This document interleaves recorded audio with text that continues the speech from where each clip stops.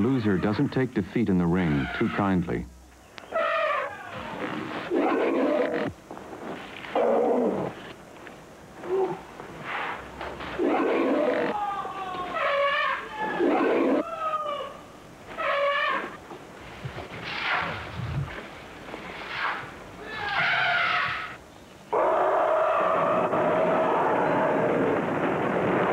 On ceremonial occasions, an Indian princeling could rely on an impressive turnout of elephants. There were plenty more in the wild where those came from.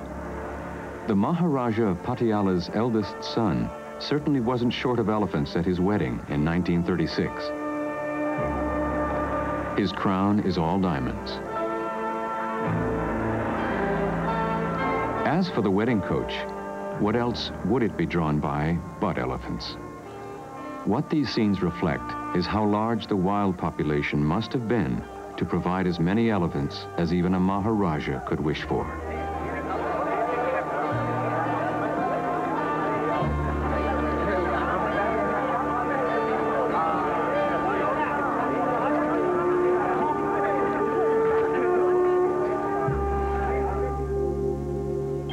But the picture has sadly changed. 100 years ago, the Asian elephant's range was far larger. It was found across the east, from Iraq to China. Today, these are the isolated pockets in which the Asian elephant lingers on. A world total optimistically put at only 60,000. One of the more populated pockets is in the Indian state of Assam, close to the Burmese border. And that's where the last authorized roundup of wild elephants took place. There may be as many as 4,000 left in this region.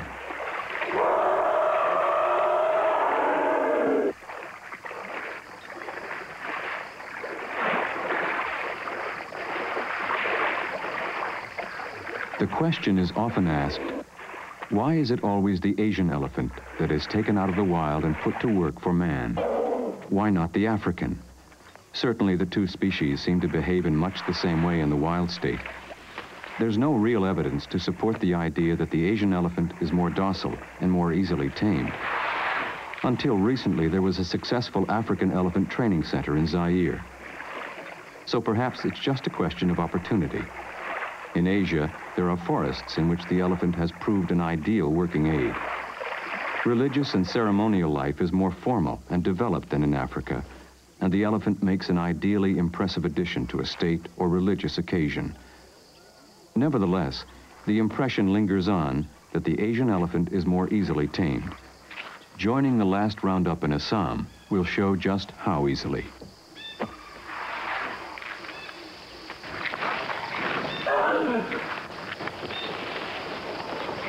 One of the tribes that specializes in catching wild elephants is called the Singpos. Their ancestors have been capturing elephants by the same traditional methods for several thousand years. There are two basic techniques.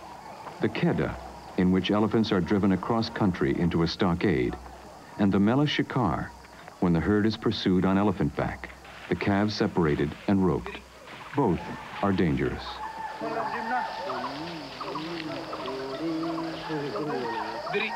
First, it's necessary to build a camp in the jungle. The kunkis, or tame elephants who will be used in the catching, do all the lifting and carrying.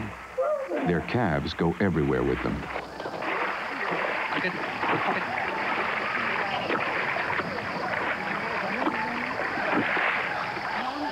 On command, a kunki will break a small tree in half.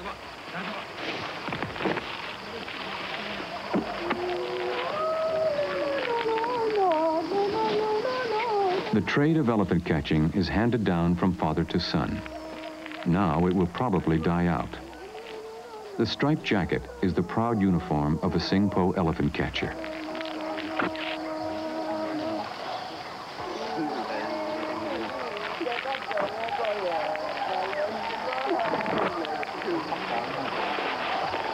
At dawn, the elephants are loaded up with the gear. All the ropes are hand-woven by the team.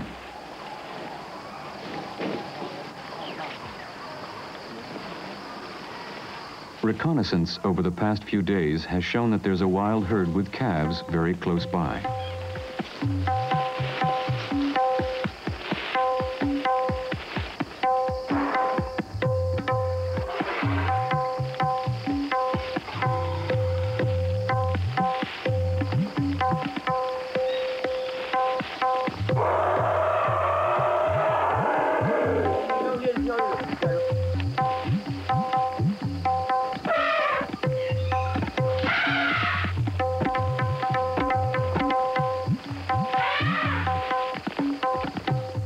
extraordinary feature of the mela is the way the wild elephants appear to be lulled into false security by the presence of the tame ones, even when they're being chased by them.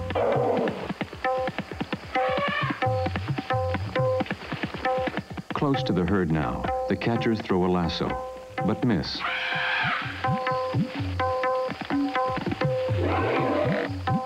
The chase takes the catchers out of the open country of elephant grass and back into the forest.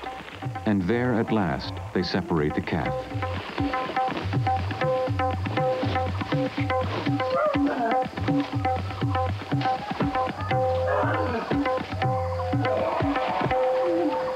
Securely roped, the calf is led back to the training camp. Using the mela method, only young elephants can be captured. It would be virtually impossible to rope a fully grown beast weighing 6 tons. The Keda method is something different.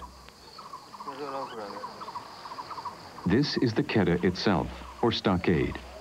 It looks too flimsy to hold a herd of angry captures, but the springiness of the walls is backed up by solid timber supports.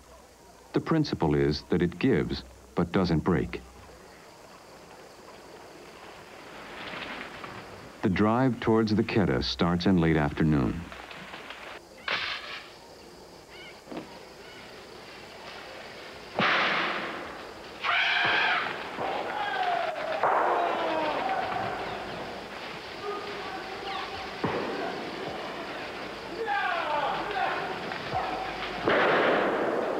The thunder flashes and beaters are driving the herd towards the long, open wings of the stockade. By the time the herd is close to the opening of the Keda, it will be too late to turn back. The noise behind persuades them to keep going on, and now dusk is falling so that the funneling walls of the stockade will be concealed.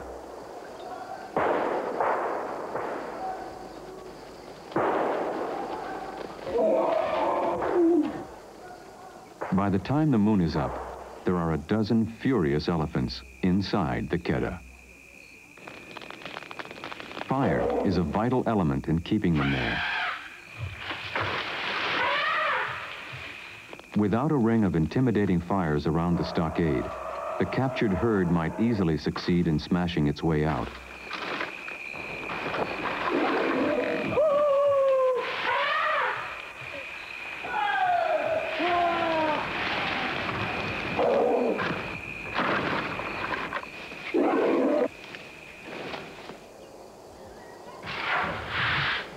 Next morning, the team is exhausted.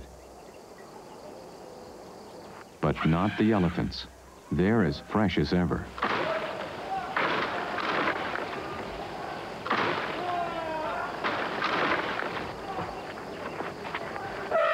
The head of the team has to decide when to go in and get the elephants out.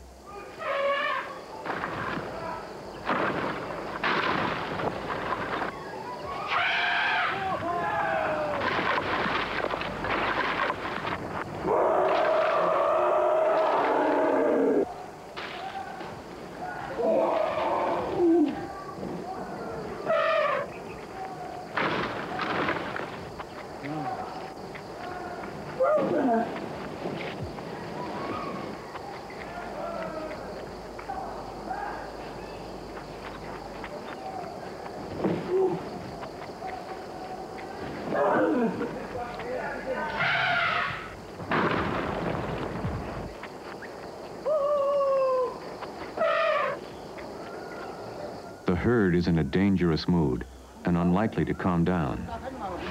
Nevertheless, the head of the team tells his men to mount up. The next step in the Keda is actually to ride in among the captured herd.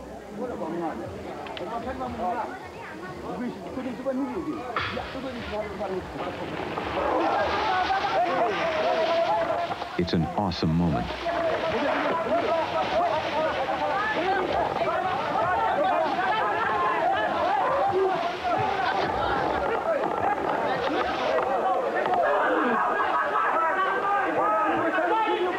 The first objective must always be to rope the calves. In the confusion and stampede, there's a danger that they may be crushed.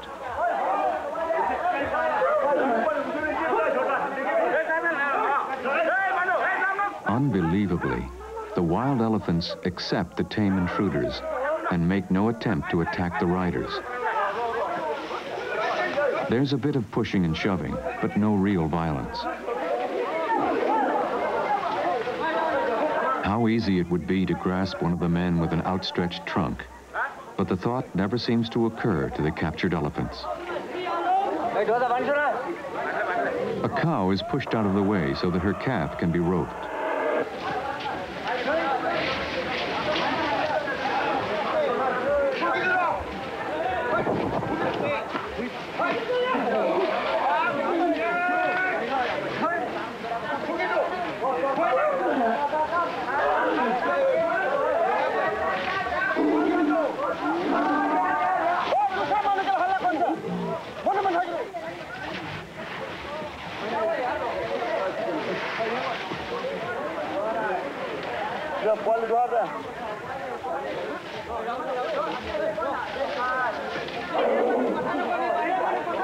In half an hour, without a casualty to man or elephant, it's all over.